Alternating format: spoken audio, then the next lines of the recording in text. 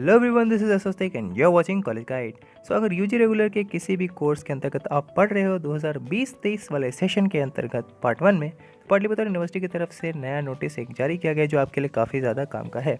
इस नोटिस में आपका एग्ज़ाम शेड्यूल जारी कर दिया गया है। क्या होगा, कैसे एग्ज़ाम शेड्यूल किया गया है, कैसे सेटिंग होगी, वो आज की इस वीडियो में देखने की कोशिश करेंगे, क्योंकि ये थोड़ा टिपिकल होता है। ग्रेजुएशन का एग्ज़ाम शेड्यूल जो होता है वहाँ पे ऑनर्स पेपर भी होते हैं, कंपोजिशन और सब्सिडरी पेपर्स भी होते हैं। तो कैसे आप चेक करेंगे आपका कब कब एग्ज़ाम पड़ रहा है, किस डेट को एग्ज़ाम पड़ रहा है, वो सारी इस वीडियो में आज हम डिस्कस करने वाले हैं। देखो, एग्ज़ाम शेड्यूल समझना बहुत ज़्यादा इंपॉर्टेंट इसलिए है क्योंकि पार्ट 3 में पढ़ रहे हैं, इवन पार्ट 3 समझ रहे हो, तो जो सीनियर होते हैं सबसे ज़्यादा, मतलब ग्रेजुएशन डिग्री यूजी में, वैसे बच्चे भी अपना शेड्यूल नहीं समझने के कारण गलत समय पे या गलत डेट के को प्रिटेंड करके एग्ज़ाम देने नहीं जाते हैं और उनका पेपर छूट जाता है। तो ऐसी गलती आपसे ना हो, इस चीज़ को ध्यान में रखने के लिए एग्ज़ाम शेड्यूल को समझना काफ़ी ज़्यादा ज़रूरी है।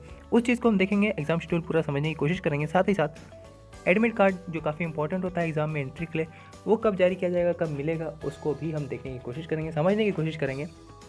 और अंततः अगर आपने किसी भी कारणवश अभी तक एग्ज़ाम की तैयारी नहीं की है तो आप क्या कर सकते हैं, हमारे एंड से आपके लिए क्या सहायता हो सकती है, उन सभी चीज़ों का आज की वीडियो में डिस्कस करने की कोशिश करेंगे। तो चलिए शुरू करते हैं सबसे पहले एग्ज़ाम नोटिस के साथ। ये नोटिस पाटलिपुत्र यूनिवर्सिटी की तरफ से ऑफिशियल पोर्टल पर जारी किया जाना है। अभी तक मैंने चेक किया, ऑफिशियल पोर्टल पे ये नोटिस जारी नहीं हो पाया है, जल्दी ही हो जाएगा, उसके लिए कोई टेंशन लेने वाली बात नहीं है। नोटिस बिल्कुल सही है, इसमें कोई दो राय नहीं है। सबसे पहले समझ लेते हैं कि ये जो प्रोग्राम है, यहाँ पे शुरू में ही ऊपर में बता दिया गया, जैसा कि आप देख सकते हैं कि ये BA, BSc, BCom regular part 1 में जितने रेगुलर कोर्स में जो बच्चे पढ़ रहे हैं उनके लिए। अब वोकेशनल वालों के लिए भी एक अलग शेड्यूल जारी किया गया है, उसके ऊपर बाद में हम चर्चा करेंगे। ऊपर में सबसे पहले आपको दिख रहा होगा, नीचे हम बाद में जाएंगे, ध्यान से देखिए, जो डेट्स हैं उनको समझने के लिए ये ग्रुप समझना ज़रूरी है। यहाँ पे बताया गया आपको कि ग्रुप ए, ग्रुप बी और ग्रुप सी करके 3 ग्रुप बनाए गए हैं। इसमें से आपका जो सब्जेक्ट होगा वो आपको पहले पकड़ना होगा। मान के चलिए ग्रुप बी में अगर किसी का मैथमेटिक्स है तो मैथमेटिक्स उसने पकड़ा और वो कौन से ग्रुप में पढ़ रहा है, बी। किसी का भी कोई भी सब्जेक्ट हो, सबसे पहले सब्जेक्ट खोजे, जैसे कि मैथमेटिक्स एग्जांपल के तौर पे लेके चलते हैं, तो मैथमेटिक्स पढ़ता है ग्रुप बी में। अब ग्रुप बी के अंतर्गत मैथमेटिक्स आ रहा है, तो सबसे ऊपर वाला जो सेक्शन है यहाँ पे ऑनर्स पेपर कब कब होना है उसकी डिटेल दी गई है। सबसे पहले इसको समझ लीजिए। अगर मैथमेटिक्स ग्रुप बी में है तो ग्रुप बी के एग्जाम कब कब है उनके ऊपर फोकस करिए। जैसे कि ग्रुप बी का एक एग्ज़ाम यहाँ दिख रहा है और ग्रुप बी का एक एग्ज़ाम यहाँ दिख रहा है, यानी 2 दिन ग्रुप बी के एग्जाम्स होने हैं। अब पहला जो है 18 तारीख को होना है, जो पेपर 1 होगा यहाँ ग्रुप बी का।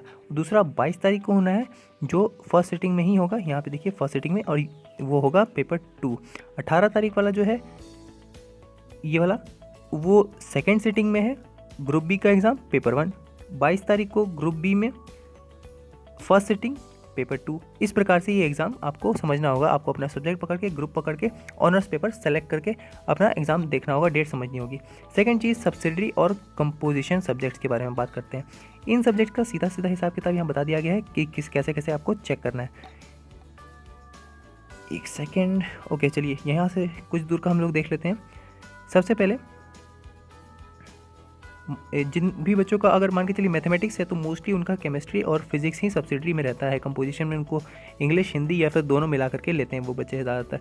तो अगर मान के चलिए मैथमेटिक्स किसी का ऑनर्स पेपर रहा, जैसे कि हमने ऊपर में डिस्कस किया, और उसी बच्चे का फिजिक्स और केमिस्ट्री सब्सिडरी पेपर है, तो देखिए यहाँ सब्सिडरी कंपोजिशन जो होगा दोनों मिला करके, फिजिक्स जो है 24 तारीख को फर्स्ट सिटिंग में पढ़ रहा है।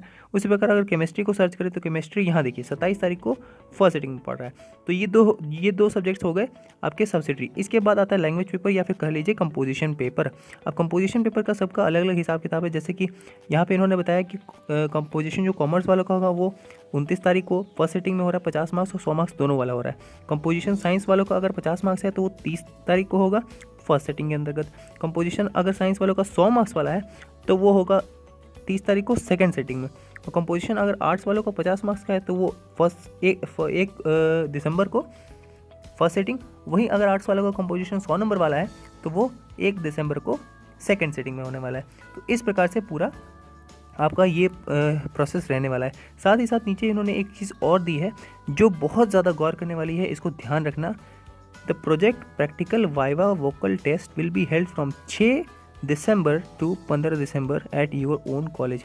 यानी इस एग्ज़ाम से निपटने के बाद आपको 6 तारीख से 15 तारीख के बीच यानी दिसंबर में होना है, एग्ज़ाम के बाद होगा ये, ठीक है। आपका प्रोजेक्ट जो मिलता है, प्रैक्टिकल होता है या फिर वाइवा टेस्ट वगैरह जो होगा, देखिए जैसे ज्योग्राफी वगैरह हो गया, ये सब सब्जेक्ट्स में अक्सर लैब करवाया जाता है, लैब प्रैक्टिकल्स होते हैं, सबमिट करना पड़ता है हमें चीज़ें, प्रोजेक्ट वगैरह।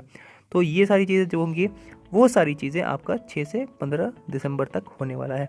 तो ये था पूरा नोटिस। अब बात कर लेते हैं, हमने जैसे शुरुआत में बात की कि हम 3 पॉइंट्स को डिस्कस करेंगे। सबसे पहला कि एग्ज़ाम शेड्यूल कैसे समझना है, वो हमने देख लिया कि एग्ज़ाम शेड्यूल समझना काफ़ी ज़्यादा इंपॉर्टेंट इसलिए भी बन जाता है क्योंकि सीनियर क्लास के बच्चे भी गलती कर जाते हैं और गलत डेट पे अपना एग्ज़ाम प्रिटेंड करके चलते हैं, जिस वजह से उनका एग्ज़ाम पेपर छूट जाता है और काफ़ी दिक्कत हो जाती है। तो ऐसा आपके साथ ना हो, इसलिए आपको एग्ज़ाम शेड्यूल समझना ज़रूरी था, जो मैंने समझाने की कोशिश की अपने एंड से।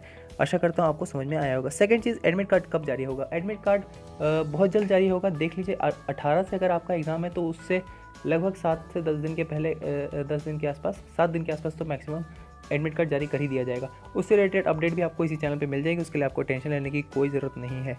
थर्ड चीज़, अगर आपने अब तक किसी भी कारणवश, किसी भी गलती से या फिर ध्यान नहीं देने के कारण, जैसा भी हो, नहीं पढ़ाई कर रखी है या नहीं कर पाए और आपकी तैयारी नहीं है, तो मैं कोशिश कर रहा हूँ अपने एंड से कि मैं कुछ सब्जेक्ट्स में आपकी तैयारी कराने की कोशिश करूँ। जैसे ऑब्जेक्टिव क्वेश्चन का पहला सीरीज़ केमिस्ट्री का, वो मैंने डाल दिया ऑलरेडी चैनल पे, आप चाहें तो उसे देख सकते हैं, जहाँ पे मैंने 150 क्वेश्चन को पढ़ने के बाद उनमें से टॉप 20 क्वेश्चन को निकाला और उन 20 क्वेश्चन का आंसर सहित एक लेक्चर बना करके वीडियो डाल रखा है, तो आप उसे भी चेक कर सकते हैं और आप उस हिसाब से अपना फीडबैक सबमिट दे सकते हैं।